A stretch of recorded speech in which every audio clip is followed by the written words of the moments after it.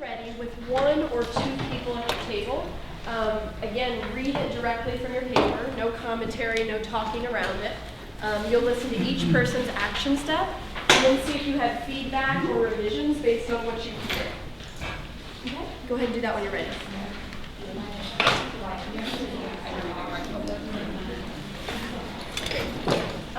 I want to just bring us back to this slide, which gives us our 3 points around our action step, right? So again, highest leverage, okay? If a teacher does it perfectly, how is it going to impact student learning? Second piece, is it clear, is it measurable, is it actionable? And then last piece is if you can't do it in a week, it's not worth getting, it's too big. Would someone be willing to volunteer their partner, like you thought their action step was all 3 of these things? So we can hear from them, and that way you don't have to shout yourself out. What do we think? What do we think?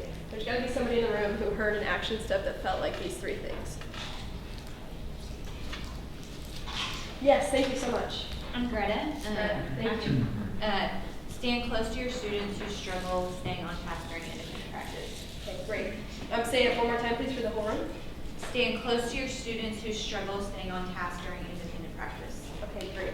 So will this help the teacher to develop those quickly and effectively? If we think about keeping students on task, yes. Will you read it again? You gotta hear it, hear it, hear it. Sure.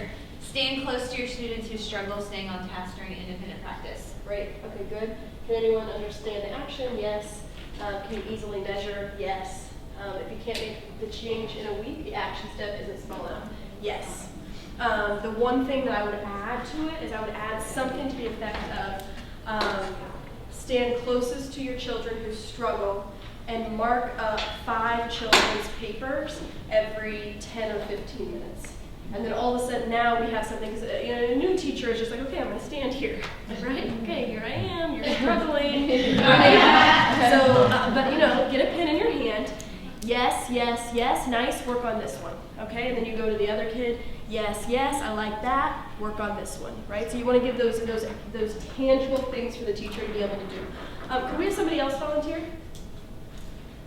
Someone who, your partner, you think that it's high leverage, clear, measurable, and bite-sized? Okay, then here's what I'm going to do. We're going to go back and revise, because we want to leave the session today writing high leverage, clear and measurable, bite-sized feedback. So go back to your action step, revise it please so that it is these 3 things. Then we're going to share it with the partner, and then we're going to ask for somebody to shout out their partner.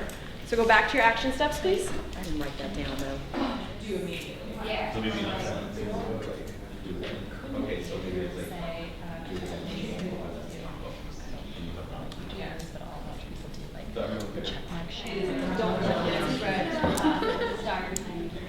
Okay. Someone after revisions ready to point out their partners who meets these 3 criteria. Yes. Thank you so much. Will you read it for us, please? Create signal to show all class students to get back on task. Great. And will you read it again, please? I didn't hear it. Create a signal to show all class students how to get back on task. Okay, great. So here we go. Oh, back here. Okay. Nope. Here we go. Will this help the teacher develop those quickly? Yeah, it's going to get it back. So like there's some sort of signal. You get your ass to work, right? So, okay. Can anyone understand the action based on what you said? Yes. Can you easily measure if the teacher has made the change? Yes. Yes. I think we can add more there. If you can't make the change in a week, the action step isn't small enough. So that's good. So here is good, here is good. So it seems like the revisions or the additions that I'm making have to do with this. And it's not so much about just being measurable, but it's around just make it a little bit meatier, right? So it might be the case that, so let's go back to this. Okay. So manage individual student noncompliance effectively. We're trying to get better, so we're doing a nonverbal to get students back on track. So I think it would be something to the effect of step 1, use a nonverbal to get a student back on track. Step 2, use proximity on the student to ensure that they're working. And then step 3, circulate through the whole room with a pen in hand and mark up papers as you go. right? So it's still bite-sized, you can still do it in a week, but all of a sudden we made it more measurable and it's going to impact student learning more. Anytime you're doing any action step around student work, always pen in hand, always marking up student work. It's like the number one piece of feedback I get is I just pick up a pen and give it to a teacher. Pick up a pen, give it to a teacher. We always should walk with pens in our hands. Okay, let's keep practicing this. So now let's think about rigor. Okay, so not just about management. A lot of times as leaders, our go-to is management. A lot of times we need to push past management and we need to get to the rigor, we need to get to the content. So here's an example of this. So too high, check for understanding, right? It's not measurable, it's not even clear what that means exactly. So then we go down here, ask questions during guided practice. We're getting a little bit more prescriptive, but still not going to be impactful on student learning if that's, at the end of the day, you just ask questions during guided practice. So here we are, okay? And you'll see that these action steps end up being like a boom, boom, boom, 1, 2, 3. So what I came up with here is craft 3 to 5 questions that gather data on your objective to ask right before guided practice, script the ideal student responses, and identify a low, medium, and high-performing student to call on during each lesson, okay? That's the level of prescription we want to give, okay? So let's take another round and let's practice. Okay, so too high, increase student talk. Still too high, incorporate peer-to-peer discussion, right? So now, what is your, kind of think of it as to boom, boom, boom. 1, 2, 3. How are you going to do this action step better? Okay? If you're done, just go ahead and check your action step against these 3 characteristics.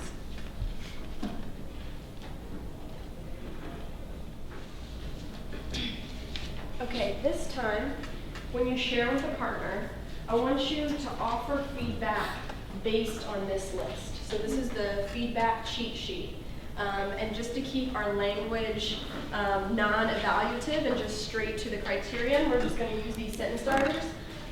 It is effective how you, right? So it's effective how you said this because that's easily measurable.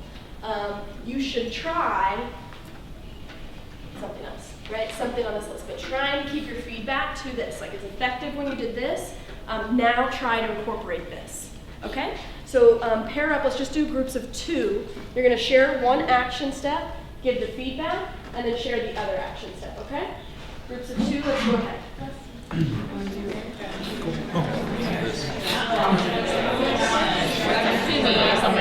And then just have a very like guided conversation. Like they give us one, it's not like a break, it's like that's meditation. The way I make it is well, I want readers. I'm writing it as a question reader. You're not I don't know how to say it. I always assume that you're assume that. So Great. Partner shout out. You think that your partner's action step is high leverage, clear and measurable, and bite-sized? Yes. Yes, okay, we have a lot more people. Chloe, who's your partner? I'll share Amanda's. Okay, fantastic. Assign students a turn and talk partner. 2, write in 5 opportunities for turn and talk in LPs. And 3, pause 3 to 5 times during each direct instruction lesson for students to turn and talk. What do we think? All right, let's get some snaps. Very nice. Clear and measurable, bite-sized. Very nice work. Okay, someone else. Let's go somewhere else. Yes. Candace's. So number 1 was set expectations for shoulder partners. 2, provide students with sentence starters to extend the conversation. Incorporate 2 to 3 turn and talks based on questions directly related to the objective, and cold call students to share out. 1, 2, 3, 4. That's really nice. The tie to the objective makes it the highest leverage because otherwise a new teacher is going to turn and talk about whatever, you know, but if we say that it's tied to the objective, that's what matters the most, so that's really nice. And then an addition of the cold call is nice too, because the end is the expectation that everyone shared, so everyone has an answer. Really nice. Anyone else want to share someone who's different than a turn and talk? Did anybody go a different way than a turn and talk? No? Okay. I went a different way than a turn and talk. I did identify 2 questions that directly tie to the objective, use quick writes for those 2 questions, and then afterwards, whole class conversation based on your quick writes.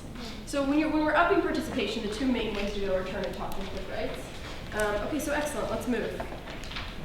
Let's go back to where we were.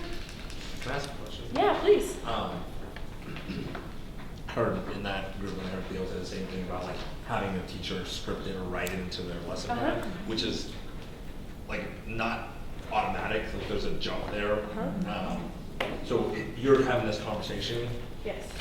Are you going to say we're going to write it into your lesson plan Yes. right now? Yes. Yes. Yes. So that's why too. We'll talk about delivering the feedback and sort of this 6-step model. Teachers need their lesson plans always.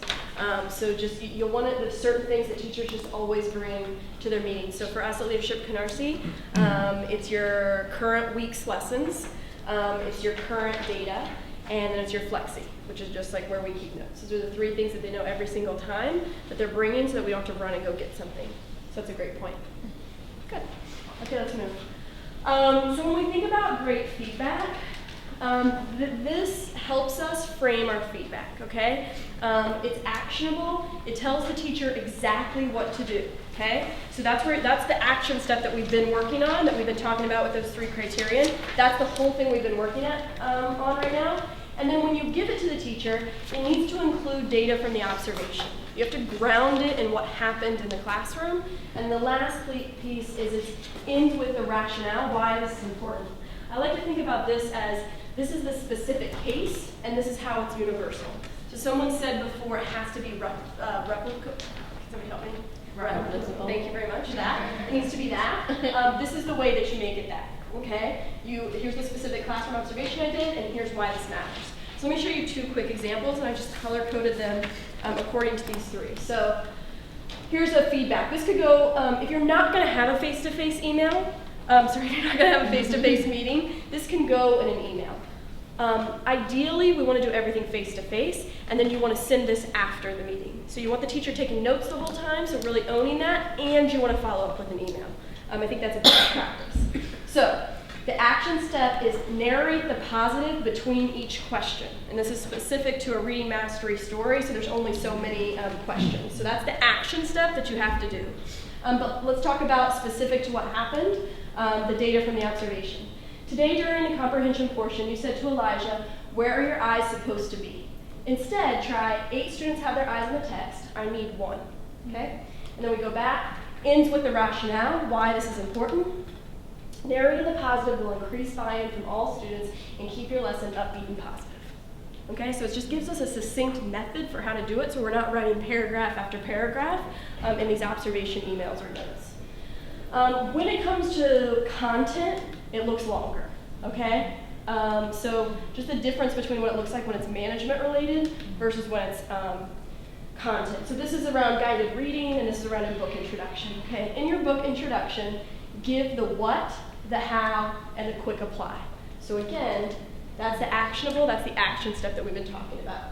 So now the data from the observation.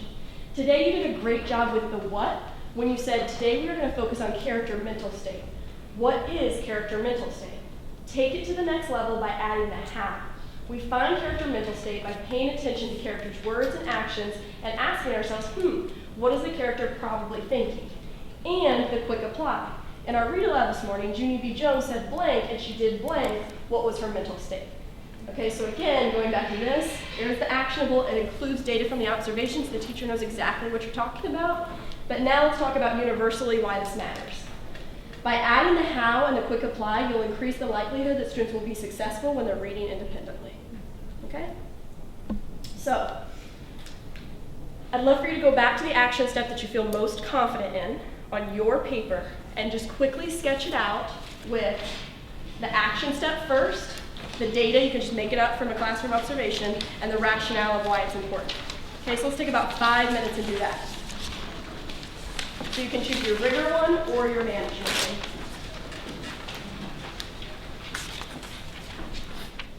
So where we've been so far together, we've spent a lot of time around the right action step and really nailing down if it's high leverage, if it's clear, if it's measurable, and if it's truly bite-sized, it can be accomplished in a week. And we've started to talk about now how to take that action step, put in the specific, and tie it to the universal. And so from here, what we're going to do is we're going to talk about the observation and feedback cycle. Okay? So let's dive into the observation and feedback cycle. The first step in the observation and feedback cycle is get in the classroom, get in the classroom, get in the classroom as often as possible. Always be in the classroom. When you're in the classroom, only take notes that are helpful. I'm a firm believer that you should be there, present. You should be marking up student work. I always have a pen in my hand. I'm trying to get to every single student because I want to see what is the level of learning and what is the result that's happening as what is the learning that's happening as a result of the teaching. You want to step in and step out and team teach alongside. Again, it's like tenfold when you can jump in the moment and teach alongside versus talk about it afterwards.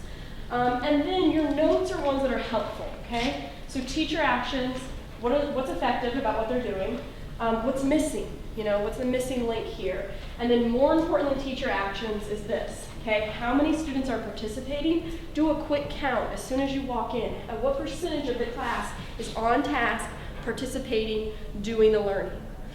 And then what's the evidence of student learning, okay? How much talking are the students doing? What's the student work look like? What's the quality of the responses? These really should be flipped, because if you go in first with your eyes on the students, then you can analyze what the gap is. So if only 70% of the kids are participating, why? What are the teacher actions that are leading to only 70%? Okay, if every single child is participating, but the quality of the responses is poor, why? Okay, so always going with your eyes on student learning. The talking that's happening, the writing that's happening. Okay, so after you get into the classroom, you have to identify the highest level. So 1 to 2 action steps while you're in there, 1 to 2. So the whole time you're watching, you're focusing on the student learning, the teacher actions, and then you're trying to figure out what's the 1 or 2 things. What's the 1 or 2 things that this teacher needs? And we've already talked about bite-sized, actionable, measurable, all that. And then finally, you just want to check and ask yourself, is this going to improve student learning today and tomorrow and forever forward, right? If the student truly gets this, is it going to make a difference? Julie Jackson always uses the phrase, it's going to tip the classroom. Is it enough to tip, okay? And then when we write that, we think about it, we need to say it actionable, we need to give the specific from the class, and then we need to explain why it's important. And then delete the rest. Like, you don't need all those other notes. Like, that you just really don't. You just need to end with this. Action step, observation notes, the data from the class, the evidence, and then why it's important. Okay, so here's what we're going to do now. We are going to observe a middle school, I think he's a math teacher, middle school math teacher. I'm going to stop us about every 2 minutes, and thumbs up means that you have your action step, you're ready to go. Thumbs down means you don't have it yet, and you need to watch a little bit longer. Okay, so this is your teacher, you're walking into his room, you're thinking, what are the students learning, what are the teacher actions, what are the 1 to 2 highest leverage things I can give him to do?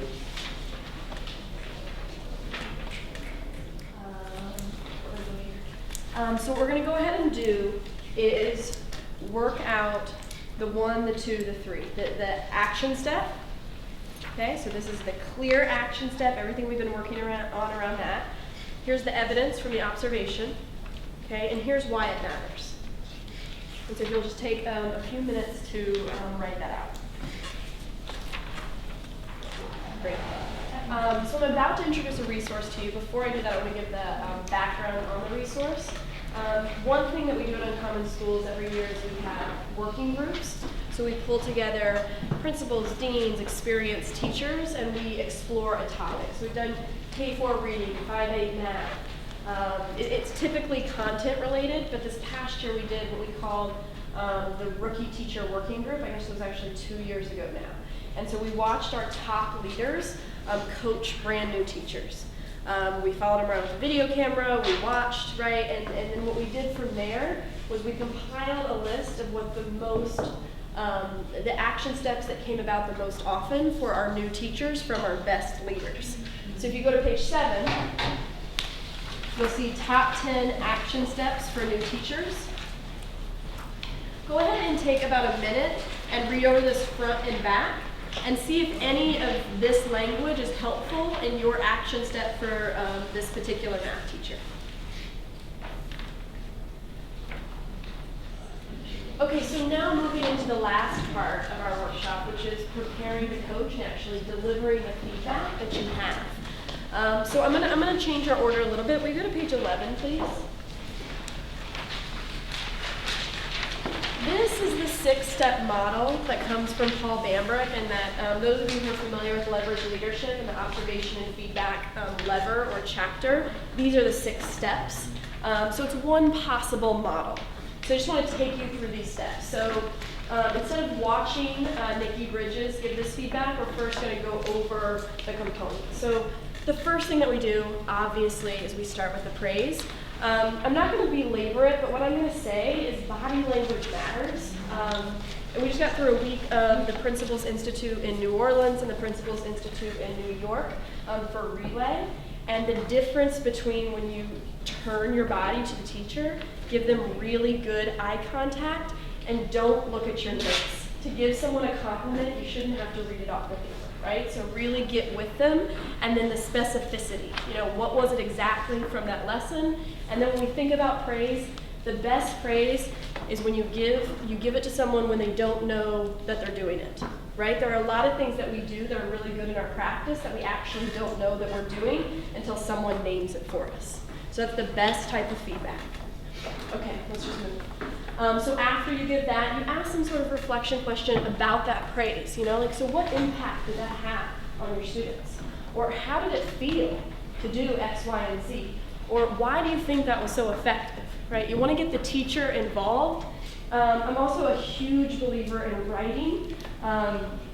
You know, just many times teachers write down their action steps. We should always write down our action steps, but you should also write down your praise. You know, like take a minute, jot it down, feel it, celebrate it, and then let's move, okay? So then from there, that's when you're gonna give your concrete action step. That's the part when I told you I read directly from my notes or from my computer so that I don't muddy it, okay? So this is what you need to do. From there, you want to make sure that the teacher understands, right? So it doesn't have to be condescending. It doesn't have to feel like that. You just say, okay, so in your own words, talk to me. What's your action step? Okay, or what resonates most with you from what I just said? Because you want to make sure that you're on the same page. The most important part of the observation and feedback is the practice.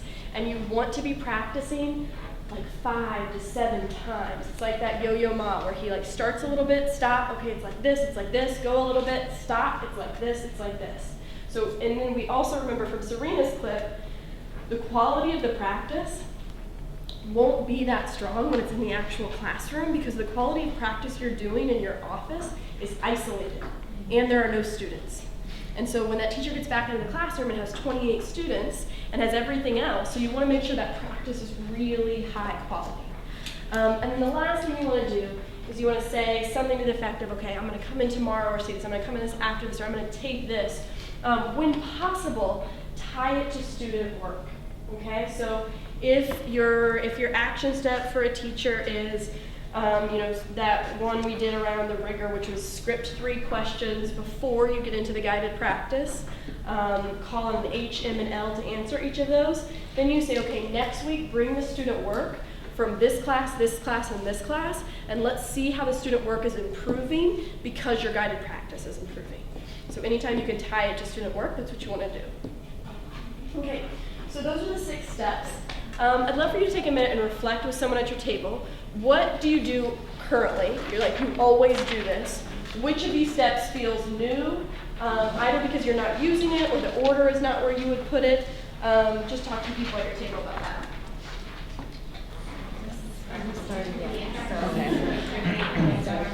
I don't normally practice. I'm bad.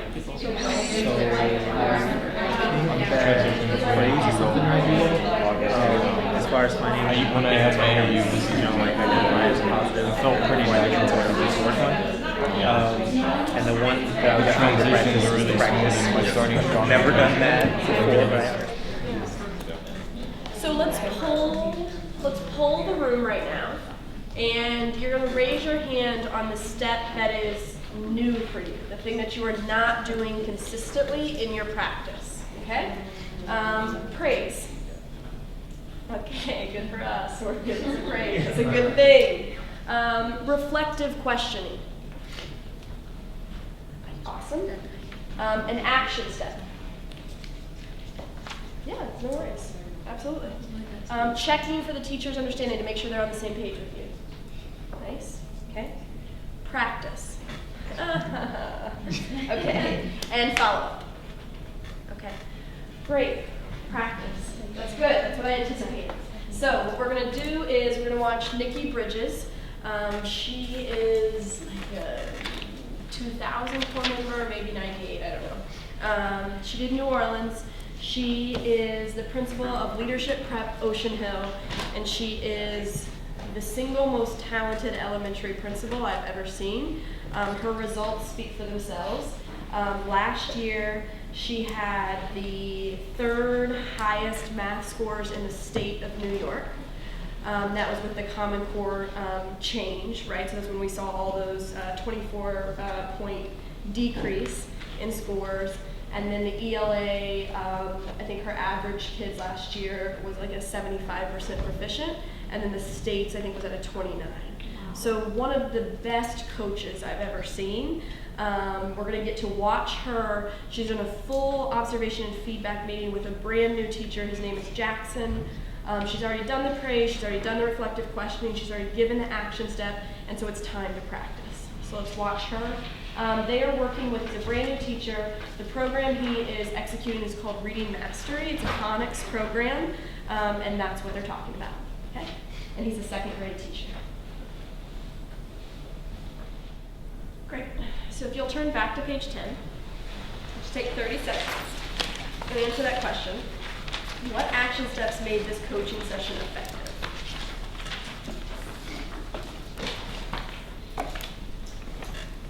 And I want to give us time to practice doing this. So let's take this whole group instead of going small group first. So can we just shout out a few things that Nikki is doing that makes this coaching session effective?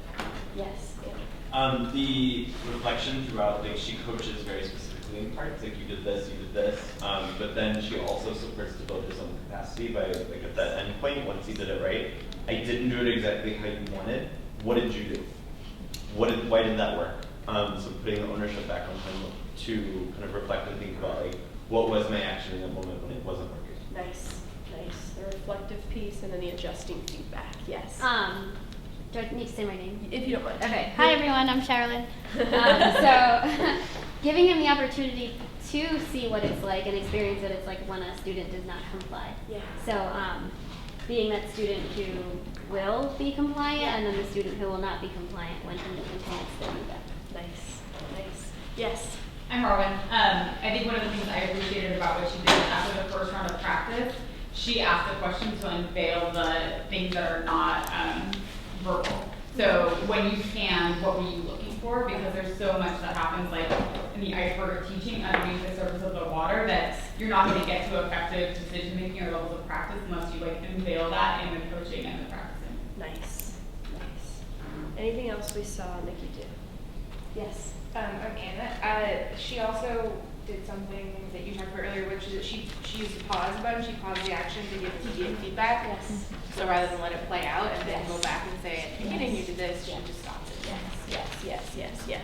Hi, Ruben. I think this is a very a key piece, but she wasn't like micromanaging the guy, and it seemed like a very personal process, and he seemed very comfortable with it all, as a leader, as she was leading him. Yes. Yeah, they have a really tight relationship. Reese, that was interesting that she didn't really opt out with him in the same way that we don't like opt out with our students. Yes. She kind of, it wasn't a negative or or a personal thing was like, let's try this again. Yes. She kept doing it until she got exactly where she was trying to get him to go. Key, yes. I'm Sherilyn. I'm not sure if someone mentioned this, but she gave him the opportunity to choose which one he wanted to work on. Because there were a couple things that he said he wanted to fix, and he was the one who chose what he wanted to Yes. fix. So he Yes. took ownership. And I think it's Lauren, sorry. Lauren, thank And you. piggybacking off of what you guys were saying, that that comes from, and you could just see that that was inherently already set up, that there was a strong relationship and that trust was clearly evident already there, so that he could feel comfortable making a mistake or feel comfortable saying like, wait, I don't know, or it just, you could watch that there's so much groundwork that was already laid in order to dive deep and dive quickly into something. Nice. That was really important. Nice. We take care of our people and we make them better. We take care of our people and we make them better. I thought, going off of what I think Sherilyn Yeah. said, All or that, today like, so many repeated times, times Theo. saying it? But about what he got a chance to choose which one he wanted to do, but then he also scripted out like what it should look like. So that way he knew basically what success looked like. So like something with practice is that sometimes I think one of the fears is that it can become like unfocused because it's just like it just kind of goes Yes. and you don't really know what you're looking for. Yeah. And so like by him saying like this is what it looks like, then they could both work on making it look like that. Nice. Clear vision. Anything else you want to point out? Great. So I've been in a network in a place where practice has virtually been something that we've always done. However, it was new to me in the last 2 years, so when I did my fellowship year at Uncommon, to do this like pause, really nice job with this, work on this. Here we go. Pause, really good job with this, try this, now let's start it from the beginning. And I just saw such a difference in my coaching from the earlier days to the later days. And so the difference between having somebody practice something once and giving that feedback at the end versus constantly adjusting with a pause, nice job with this, try this, nice job with this, it'll be enormous, okay? And remember that the quality of the practice in your office is always going to be better than it is in the classroom, okay? So now let's move. Let's go to page 11, please. And if you already marked up 11, you can use 11 or 12. It's the same template. We are going to do an observation feedback meeting with someone sitting at our table. So what I'm going to do is I'm going to give you about 7 minutes to prepare that. So you're going to go through, you're going to write out, praise, I would recommend never script because it needs to be authentic. Bullet it out, a few things that you want to say, and then actually say it. The reflection question, the action step, this is where you want it to be, you want to read right from it, don't muddy it. To make sure they understand, talk to me, what's your action step, and then we're really going to focus on the practice. So you want to go ahead and design the activity that you're going to ask your partner to do to practice, and that's the part that we're really going to hone in on the role play and give that adjusting feedback. One note about the practice, don't ever ask somebody to just jump in and practice. Give them 30 to 60 seconds to sort of process and figure it out. So that was when Nikki said to Jackson, take some time and write out the student action and the teacher action. Okay, go ahead and do that now. And then she said, okay, now, after you've done all that, which one do you want to rehearse? Okay, look at it. Okay, now, let's hop up. It eases people's anxiety and it makes the quality of the practice better. Okay? Any questions about what we're doing? Yes? On the action step part, does that include giving like the rationale, like the 3 parts, the data and the rationale? Yes, I would. And then it's a challenge in making it as succinct as possible.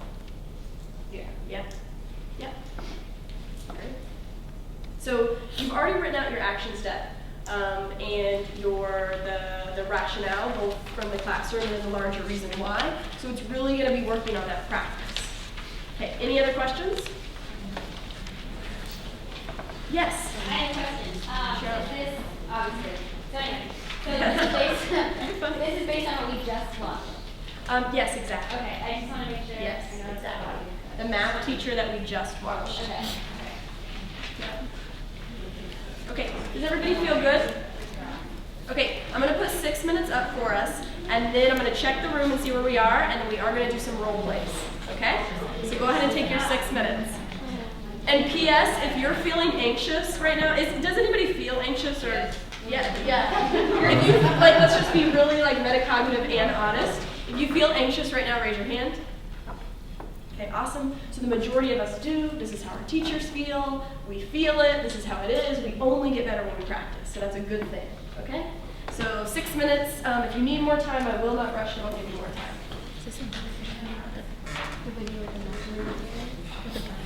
math teacher, the math teacher, and the kids moving and the guy. Yeah. So we are sketching out what we would have him practice. Right.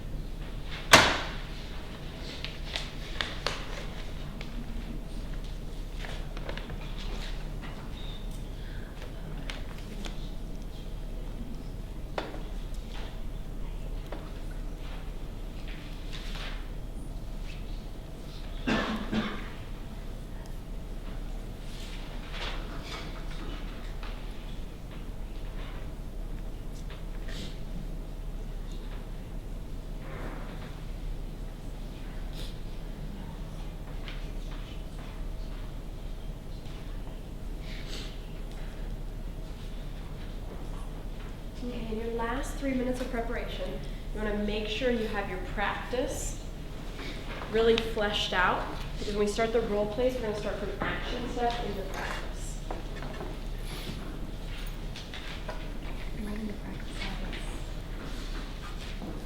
What will you do and what will your students do again?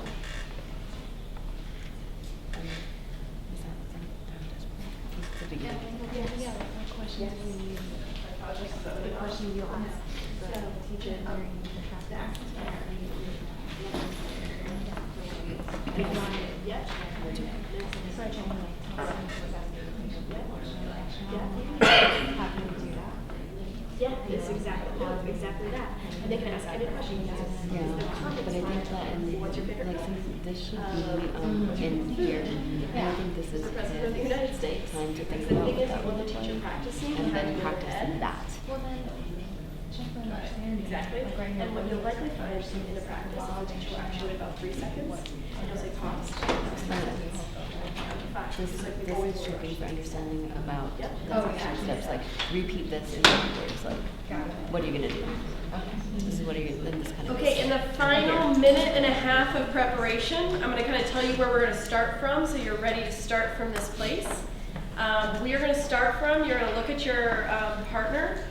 We'll decide who's going first in a minute, and you're going to say, your action step is, you give them their action step, and then you start with the practice. Okay, so in this final minute, make sure you are ready to give that action step, and you are ready to say, okay, here's what the practice is going to look like. Okay, and in the practice too, you're going to have your partner stand up, because in teaching we're almost always standing up. You don't need to begin yet. I'm just giving you the final minute of prep so that when we do begin, everybody's ready to just do it.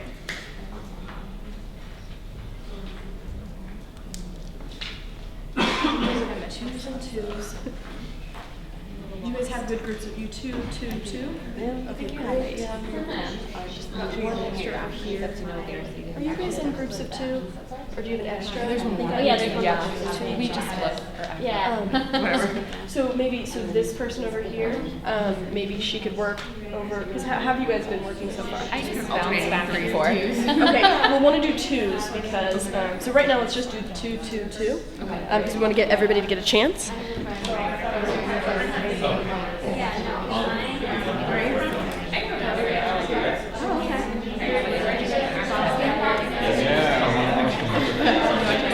Oh, don't you? I don't want to say next season, no, but I went to undergrad there. Oh, where'd you go? I was at MIT in about the Southern Cambridge. Okay, time! Okay, so I'm going to give us our instructions. Okay? I need everybody's attention, please. And a quick facilitation note. Any PD you do, there should be lots of practice. And you have to set it up crystal clear, or people will avoid practice because we don't really like to practice. So that's just like a meta note. So here's what's going to happen. Right now, just find your partner, and then the person who is tallest will be the teacher first. So quickly figure that out.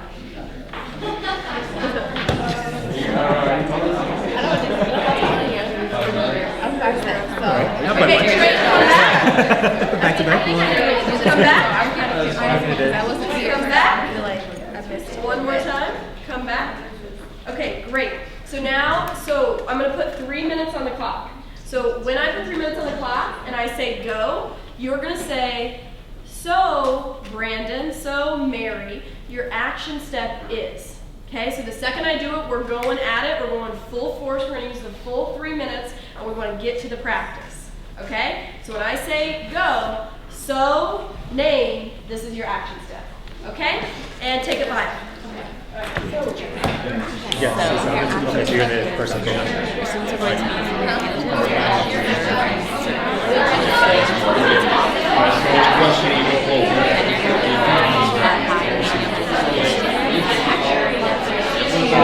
and then after that, so once I do that, have the kids fix it, and then go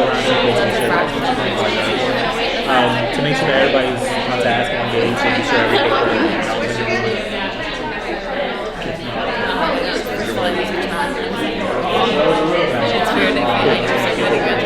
Okay, so first I'm going to give the answer to the question, and I'll ask a student for a rationale on how they know the next question.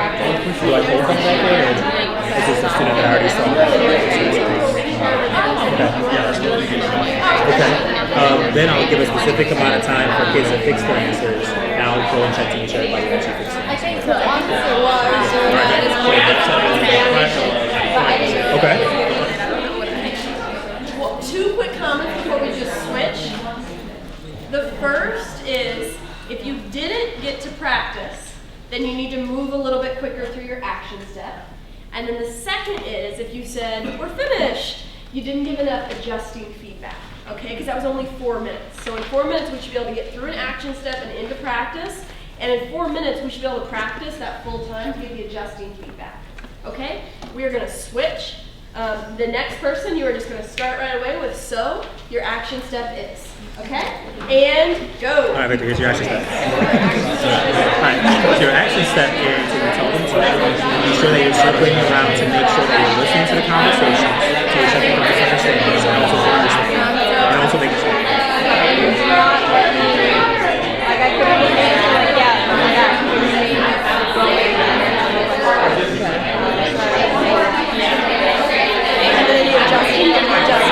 It's like, great job with this, now try this. Yeah, I did the second time already. Yeah. Oh, you Yeah. Okay. Make your way back to your seats, please. And this is just going to be the final reflection that we do. What are your key takeaways around observing and coaching teachers? You can take it from the practice lens, you can take it from the take care of your people and make them better. Whatever is most helpful and has resonated most with you in our time together. Yeah, go ahead and jot. Thanks so much. Wherever you're I'm going on tap. Yeah, go ahead and jot that somewhere, wherever you had your last place of feedback. Yeah. Go ahead and jot it. Absolutely. Whatever resonates most with you, your biggest takeaway from our time together. You can reflect on the practice and the coaching you just did. You can reflect on that sort of big idea that we take care of our people and we make them better. Whatever was most helpful for you in today's time together. We have a few people share out just on like, this is my biggest takeaway from today. Yes. My name is Ashley. I'm not a coach. Yes. So I signed up for this session to learn from everybody, so thank you for everybody that's at the table. Because it made me feel comfortable because I've never done this before. Awesome. But I've learned a lot about practicing, Yeah. and the fact that you have to practice a lot with the people that you're coaching, even yourself as a coach. Yes. It might help for you to talk to another coach and you practice the way that you're communicating, because for me it was really hard to just jump in there. Yep. But Ruben was great, so he helped me along. But I definitely noticed that you have to practice yourself. It's not just your teachers practicing, but you also have to practice Every level. so that it sounds more fluid and that it's coming across great for your teachers. Every level. Chloe, thank you. Speaking of practice, so one thing that I'm taking away is I really need to practice on getting really good and quick at identifying action steps. Yes. And so my question is, Yes. How do you Yes. go about training people to Yes. be better at that? Okay, so I can tell you how Julie trained me. So what Julie would do with me in my fellowship year is she would take me into 10 classrooms successively, each one for 3 to 4 minutes. So we'd walk in the classroom together, we'd walk in, she'd give me 3 or 4 minutes, I'm trying to figure out what the hell needs to happen here. We would step out, she would say, what is the key action step? I would say, I think the key action step is this. She would say, no. I would say, okay, I think the key action step is this. She would say, no. And then she would tell me what the key action step was. And then she'd say, here's why, Emily, because it's highest leverage. Your things, yes, they matter. It's not going to tip the classroom. We'd walk into the next classroom. We'd do the exact same thing. She did that with me for we did that on 5 different occasions. And so you get like 50 really quick at-bats at figuring out what matters. And it helped me enormously. And so my advice would be somebody who's been doing this for a while, whether it's in your district or wherever it is. I'll tell you too, the Uncommon, we're always happy to host anybody. So we can do this work together in one of our schools. We can go into each classroom and do it, and you can kind of get some practice there. I'm going to email you. You'll have my email. Happy to do that. Anybody else? Final takeaways.